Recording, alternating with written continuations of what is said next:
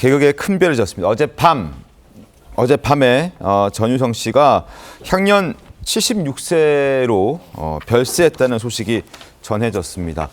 개그맨 후배들도요, 투병 중인 전유성 씨를 찾아와서 응원을 하기도 하고 또 건강을 빨리 회복해서 다시 복귀하는 모습을 기대했었는데 끝내 그 건강한 모습을 되찾지 못하고 어젯밤 향년 76세로 별세했다는 소식이 전해졌습니다. 자, 안 기자님 지금부터 함께 하실 텐데요. 사망 원인이 뭐였습니까? 네, 정말 개그계의 대부라 불릴 수 있는 전유성 씨, 큰 별이 졌다고 볼 수 있는데 네. 원래도 폐 쪽이 좋지 않았습니다. 네. 지난 6월에도 기흉으로 한 차례 수술한 후에 입원 치료를 받았었고요. 그렇군요. 최근에 또 폐 기흉으로 다시금 입원을 하게 됐는데 상태가 악화됐던 겁니다. 네. 그리고 어제 이제 김학래 씨, 한국 코미디협 회장이기도 하죠. 직접 이제 숨지기 하루 전날 전유성 씨를 만나고 왔는데 이미 2년 전부터 폐가 좋지 않은 데다가 코로나19에 감염되면서 급속도로 건강이 나빠졌다고 얘기를 했습니다. 그럼에도 불구하고 전유성 씨는 현 상황을 굉장히 담담하게 받아들이는 모습이었다고 했고요. 전유성 씨의 장례는 향후 희극인장으로 치러질 예정입니다. 그렇군요. 자, 개그계 대부, 소개해 주신 대로 개그계 대부로 불릴 만큼 정말 대한민국 개그계에 큰 획을 그었던 인물이었습니다. 개그맨이라는 그 단어도 지금 우리는 너무 쉽게 쓰고 흔한 단어가 되었지만 이 개그맨이라는 단어를 처음 쓰게 만든 인물도 바로 전유성 씨였다고 합니다. 그 목소리를 개그맨 후배 최양락 씨와 전유성 씨 목소리로 확인해 보겠습니다. 개그맨이라는 말을 사실은 외국 다 코미디언이라고 그러잖아요. 근데 이 형님이 처음 만들었단 말이에요. 그 시대 때 개그가 있었던 분이 돌아가신 이제 허참 형님이랑 비슷한 친구 임성훈 그 형님. 제일 연기가 좀 어설프고 이 형님이 제일 약했는데 근데 개그맨을 만들었단 말이에요, 형님이. 그렇죠. 그것 때문에 덕을 많이 봤죠. 제일 약했는데 탤런트 시험 한 3번인가 4번 떨어지고. 개그맨이라는 단어를 전유성 씨가 처음 만들었군요. 사실 개그맨 자체로는 전유성 씨의 역할을 그렇게 크지 않다고 보는 분들이 많이 계실 네. 텐데 하지만 개그계 패러다임을 바꿨습니다.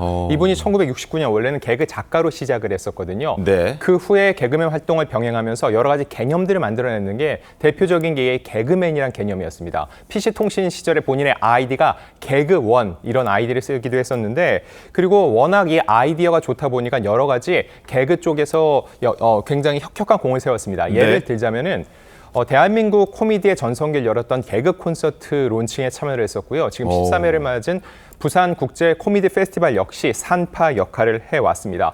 사실 전유성 씨 이전까지만 해도 한국의 코미디는 대부분 슬랩스틱이었습니다. 몸개그라고 하죠. 넘어지거나 생각지도 못한 상황에서 갑작스럽게 발생하는 상황으로 웃음을 주었다면 이 전유성 씨가 등장한 후부터는 말개그, 이 말을 통한 재치와 유머로 사람들한테 웃음을 주는 새로운 지평이 열리게 된 겁니다. 가수 진미령 씨의 남편이기도 했었잖아요. 네네. 그렇죠? 네, 그래서 진미령 씨랑은 지난 1993년 재혼을 해서 약 20년간 결혼 생활을 유지해 왔고요. 사실 그 당시 이혼은 굉장히 연예계에서도 한국 사회적으로도 볼 때 그 굉장히 부정적인 이슈가 많았는데 오히려 전유성 씨 같은 경우는 이혼 후에도 잘 지내는 모습을 보여줬고 또 아까 말씀드렸던 어록 중에 하나 그런 게 있습니다. 전유성 씨가 그런 얘기를 했습니다. 내가 수많은 고개를 넘어봤지만 유일하게 넘지 못한 고개가 있다. 그건 진미령이다. 이런 얘기를 했었는데 그랬군요. 그렇게 본인의 개인적인 아픔마저 웃음과 유머로 승화시킬 수 있는 그런 여유를 가진 분이었습니다. 개그계의 아이디어 뱅크로도 굉장히 유명했다고 합니다. 그래서 개그맨들 사이에서는 안지용 기자님, 아이디어가 막히거나 떨어지면 이 전유성 씨를 찾아가면 해결된다. 뭐 그런 얘기들도 있었다면서요? 네, 맞습니다. 뭐 예를 들어드리면요, 네. 김신영 씨, 전국 노래자랑 진행도 했었고 굉장히 각광을 받는데 한때 본인이 한물 갔다는 생각이 들었다는 거죠. 그래서 전유성 씨를 찾아갔던 이런 얘기를 해줬다고 합니다. 한물 가고 두물 가도 된다. 세물 갔을 때 그때쯤 너는 보물이 된다. 이런 식으로 상대방의 그런 역량뿐만 아니라 심리적인 부분까지도 케어해주는 개그 그런 유머를 구사해 왔고요. 네. 그 외에도 전유성 씨 저서가 많이 있죠. 대표적인 게 PC통신 일주일만 하면 전유성만큼 한다. 이거 많이들 기억을 하실 겁니다. 이런 식으로 문장 하나, 말 한마디로 사람들의 마음을 흔들 수 있는 그런 유머와 그런 재치 아이디어를 후배들에게도 많이 전수해 왔습니다. 그렇습니다. 스타 발굴 능력도 굉장히 뛰어났다고 합니다. 전유성 씨가 발굴해낸 스타들이 지금 제가 소개해드리면 깜짝 놀랄 만한 이름들이 많다고 하는데요.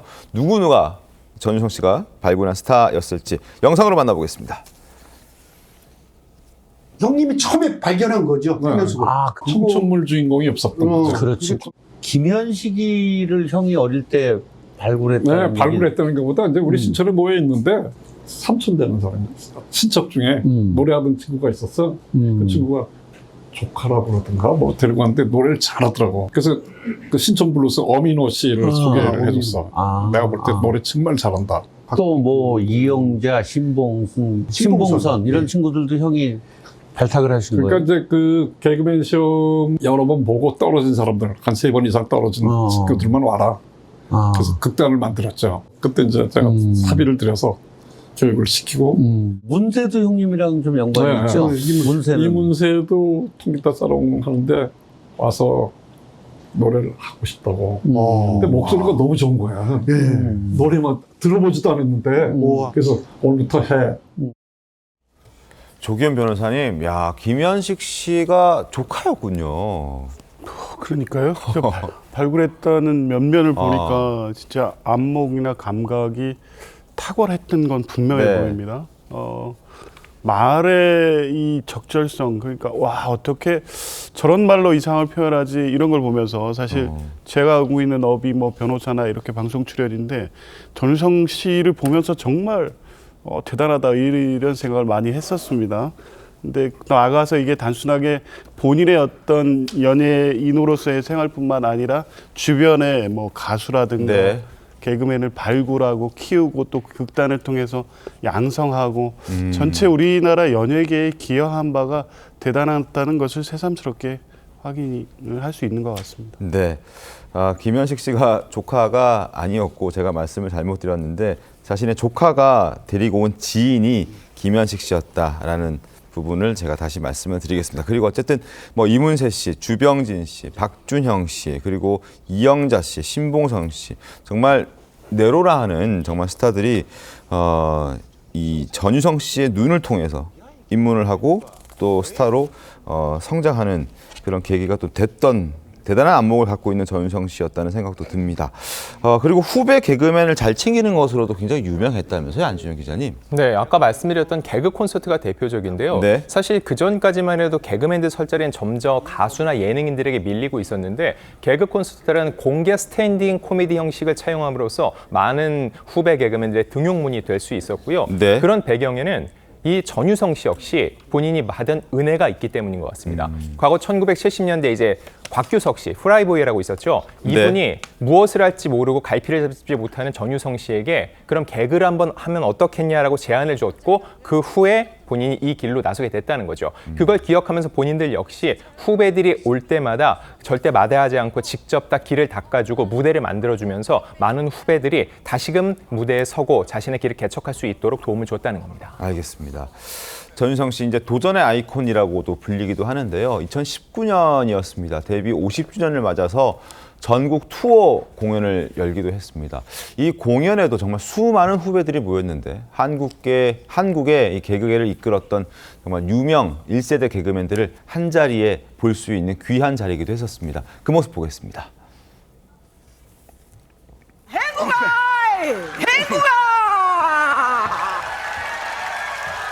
조론이 그 입으로 어떻게 나오냐? 음메기죽어. 음메기사라. 음메기사라. 그렇다면 내가 미안해요. 가슴 아프게 했대. 아이고 괜찮아요. 가난이 유죄지. 하이 나카브라상 짱데스네. 하지만 임마. 아이고. 나카브라상 어떤 이름이 좋겠습니까? 그래가지고 이 세 가지 이름 이제 스키다시, 스매끼리, 닭광. 아이고 참. 아이 그만 좀 때려요. 담배를 피우는 사람들이 이렇게 지나가면 저는 그냥 가만히 있어요. 영남이 형은 반드시 야단을 칩니다. 신동엽이가 담배를 피우고 가다가 조영남 씨 눈에 가. 웬만하면 죄송합니다 이럴 텐데 동엽이가 선생님 여자 끊으면 저도 끊겠습니다.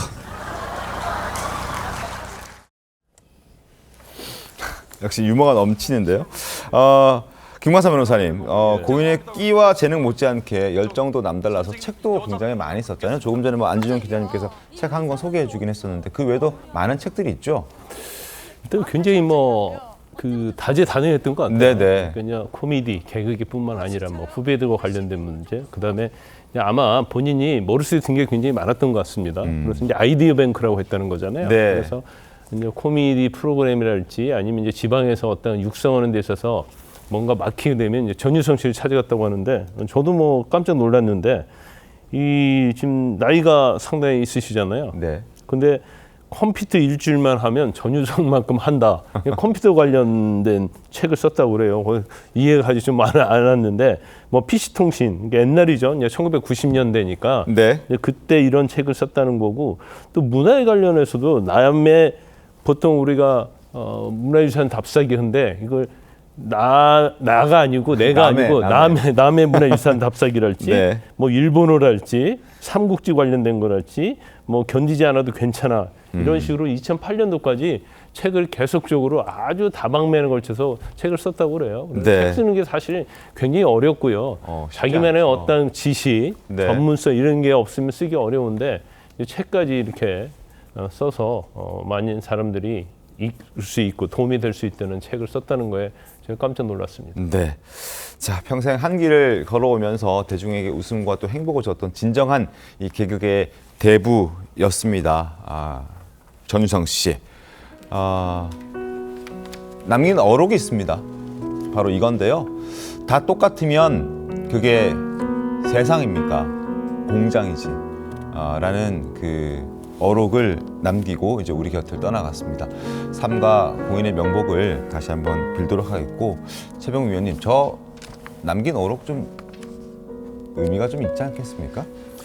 그렇죠. 그러니까 저게 개성을 강조한 것으로 보여요. 네. 전유성 씨가 평상시에 사실은 이 개그맨들 양성하는 아카데미 같은 것도 운영하고 그랬잖아요. 네. 그런 걸 보면 이 개그맨들을 양성할 때 다 똑같은 개그맨으로 똑같은 그 어떤 웃음을 주는 그런 인물로 양성하는 게 아니고 저게 바로 각자의 개성을 살려서 그 사람의 앞길을 개척해주는 뭐 일종의 그런 그 횃불 같은 역할을 했을 걸로 보여요. 네. 본인이 지금 얘기하는 게 다 똑같으면 그게 세상이 아니다 하는 건 개그맨도 다 달리 누구는 뭐 어느 방면으로 그 전문성을 키워가고 네. 또 다른 사람은 다른 쪽으로 그걸 다 지도를 해줬다는 것이 아니에요. 그래서 제가 보기에는 상당히 그 뭐 꼭 개그계뿐만 아니고 상당히 그 아주 훌륭한 철학이다. 저는 이런 생각을 갖게 됩니다. 알겠습니다.